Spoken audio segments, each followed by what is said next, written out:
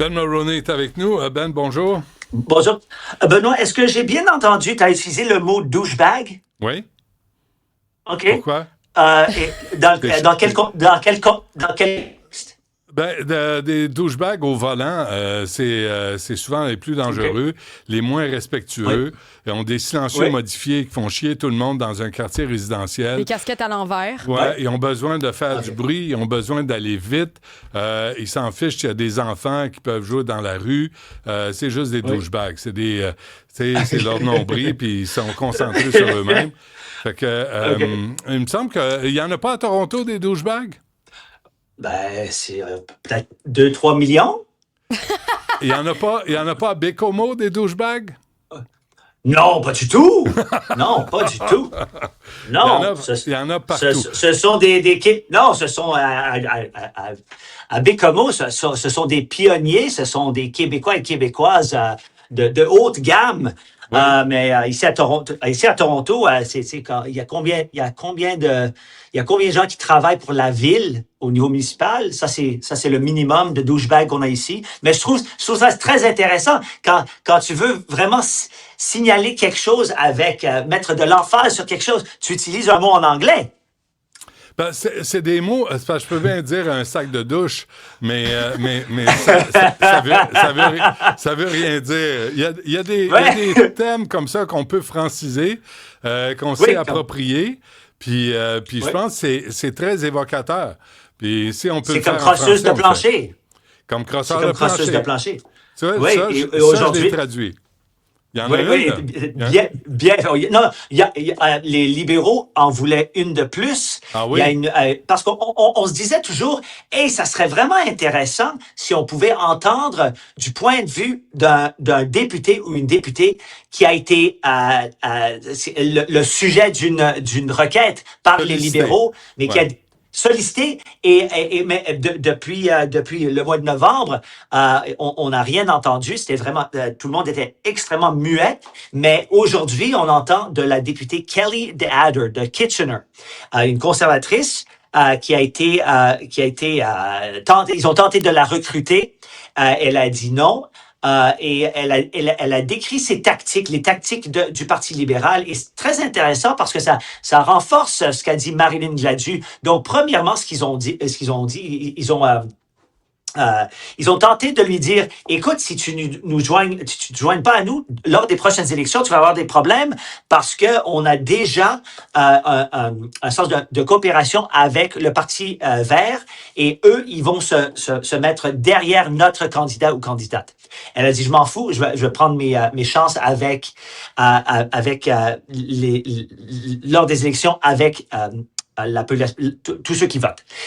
Ensuite, ils ont tenté de la flatter et lui dire, écoute, on voit ce que tu fais sur les comités et on aime bien ce que tu fais lors de tes interventions et il y aura peut-être une place sur notre équipe lorsqu'on prend contrôle des comités.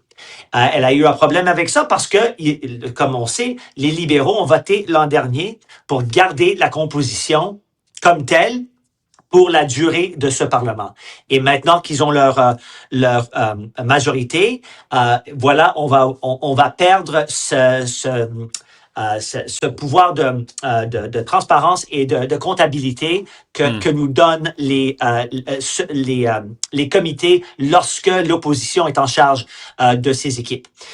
Donc, elle a dit non, non merci. Et la troisième chose qu'ils ont fait, ils lui ont promis beaucoup de cadeaux pour son comté. Ah oui.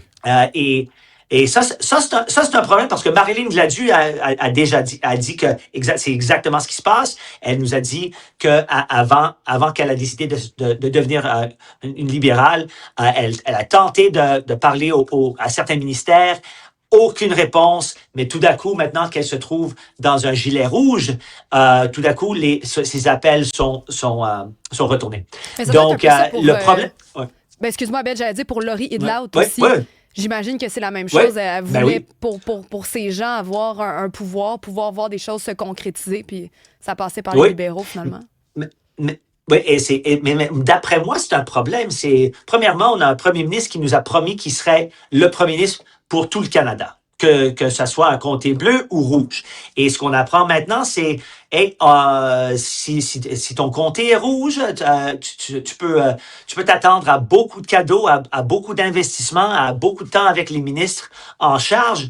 Et c'est pas comme ça que ça devrait se passer. OK, Donc, il n'y a aucune loi. Ouais, Mais ouais. oui, là-dessus, là, je te suis, là. Et là, ça ressemble Ouais. à Duplessis, là, faisait ça. Hein? Tu vas du bon Ouais. bord, on va paver ta route. Oui, Pierre Poilievre, qu'est-ce qu'il fait, à part des dumbbells, des kettlebells, puis Non, mais je veux dire, qu'est-ce qu'il fait? non, mais hier, il a fait une bonne pointe de presse pendant et les 15 premiers ministres, c'était en français. Il a répondu à toutes les questions des membres de la presse hier pendant une demi-heure. Donc, il était là, il fait son possible. Mais oublie pas, on a toutes sortes de membres de la presse qui il y a aucun sens d'analyse critique de ce qui se passe. Hier, quand on a parlé de ce fonds de placement souverain, Ouais. j'ai pas entendu beaucoup de critiques là-dessus. Hier, c'était quelle bonne idée de notre grand businessman. Mais on l'a dit hier, c'est pas un fonds de placement, c'est un fonds de dette souveraine. Ils vont payer pour tout ça avec la dette parce qu'on on n'a pas de profit pour réinvestir. Donc, dans certains membres de la presse, il manque ce sens d'analyse critique de ce qui se passe avec le gouvernement.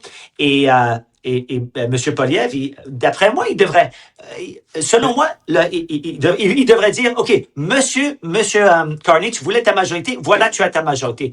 On va te voir dans 3 ans. On va attendre 1 an. Mais il devrait... Oui.